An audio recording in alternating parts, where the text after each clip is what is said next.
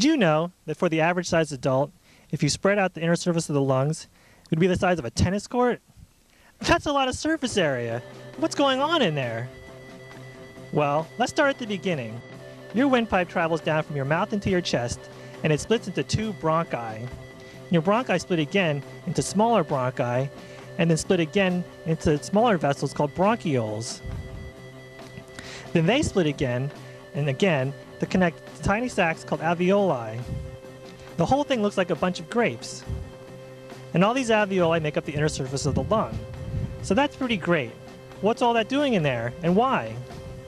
Well, it's here at these alveoli that oxygen gets exchanged out of the air you breathe in for carbon dioxide you breathe out.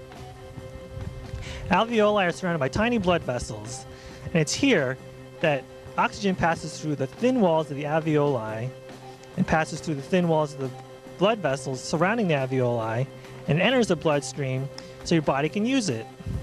Your lungs have millions of these tiny alveoli, about 480 million of them, to create as much surface area as possible to absorb as much oxygen as possible. I'm going to need all the alveoli I can get.